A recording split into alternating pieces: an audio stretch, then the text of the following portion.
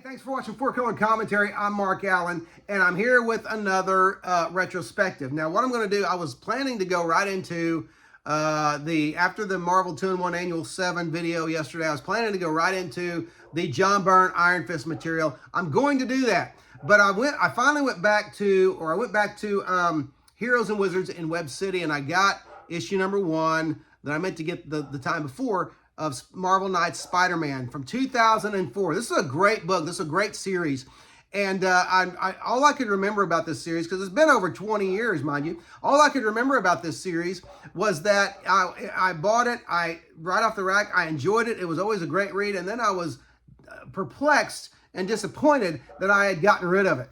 And so the opportunity to get it never arose. This is one of those series that evidently people don't generally give up. And if you try to buy them in the back issues, they were $3 to $5 a piece. Well, you know, for a comic that recent, I don't generally like to pay that much. But I found basically issues 1 through 15 at Heroes and Wizards. There's another plug, all right? Heroes and Wizards Comics in Web City, Missouri. I found them for an average, for issues 1 through 15, an average of $1 a piece. And so great stuff there.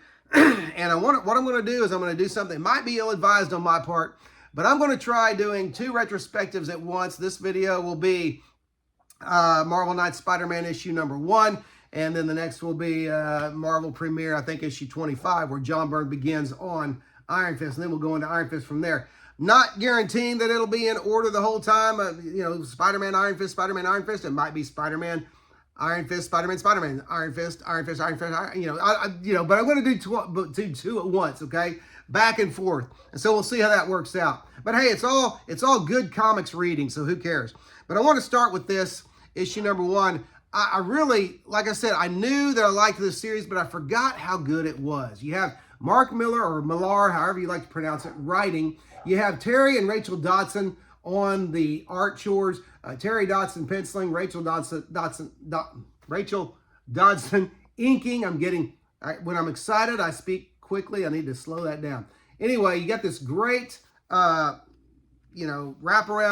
cover art here with Spider-Man, and then some wonderfully redesigned classic villains of Spider-Man, Dr. Octopus and Green Goblin and Vulture. And actually, Vulture, when you get into the story, he looks quite different from that. That's not really a redesigned Vulture. You'll see him in later issues. But so just great stuff. They tended to redesign all the classic Spider-Man villains.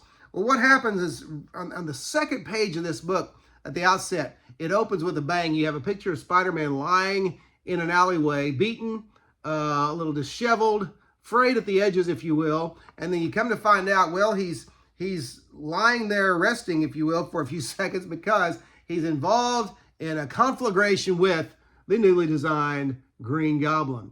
And so there you go. There's some wonderful dramatic art by Terry Dodson, and some just great action and combat sequences.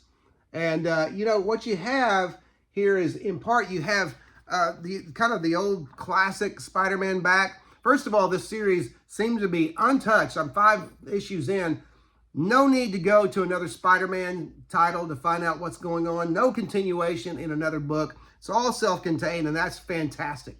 I wish they would do more series like that these days. But you also have the classic Spider-Man in the sense that there's Spider-Man. He's out there in the public, fighting villains, fighting supervillains, protecting the denizens of New York, protecting himself and his loved ones. And some people love him for it. Some people do nothing but criticize. Like, you've got a scene here where he brings the fight to an end with a mailbox, okay?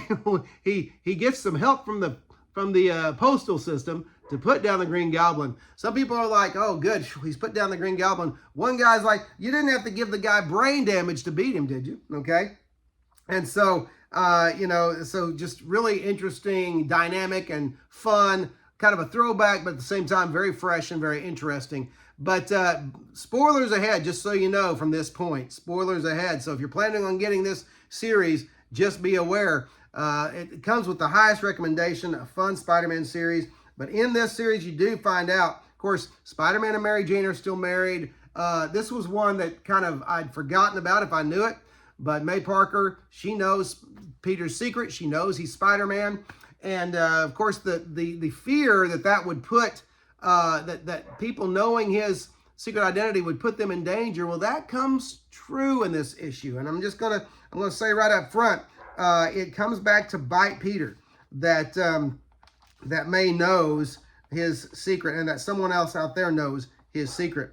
And you have this, just a little after midway in the story, you have it starts to come to bear. Somebody's watching the Parkers, and you don't know who it is. It's just a creepy panel there showing a strange pair of eyes watching the Parkers.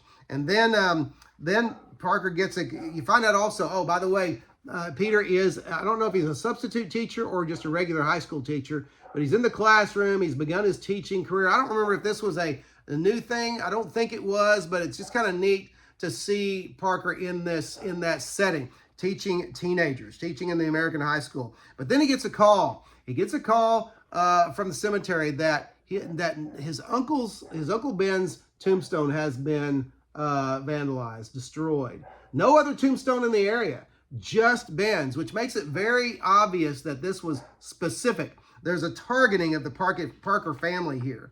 And then he gets the call that that May is in trouble from an anonymous caller, that May is in trouble. And without any concern for his secret identity, he swings to May's apartment, crashes in, and the final panel is very powerful. It's a full page splash, but he crashes in, and May's apartment is a shambles, and she is gone. And so from the very, very outset of this issue 1, the reader is hooked.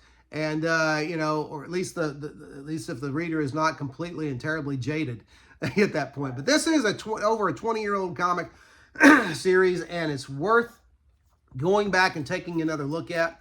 20 years for me, at least, is enough to forget a lot of the details. And I remember some of the big things that happened in this series, but this, still read to me as fresh and new. So anyway, I highly recommend Marvel Knights Spider-Man. And the first issue is just a great launching pad for a great time. Like I said, I'm 5 issues in, and I've felt the same about every single issue. There hasn't been a yawn-inducing moment, in 5 issues. So recommend it highly. It's Marvel Knights Spider-Man, Mark Millar, Terry Dodson, Rachel Dodson. Great stuff, and it's just worth your time. So go out there and find it, especially if you find a deal on it. Snap it up. And hey, listen, by the way, if you haven't, don't forget to like, comment, and subscribe, especially comment, because I like the comments and I like the interaction. Anyway, that's it. Thanks for watching Four Color Commentary, and we'll see you next video.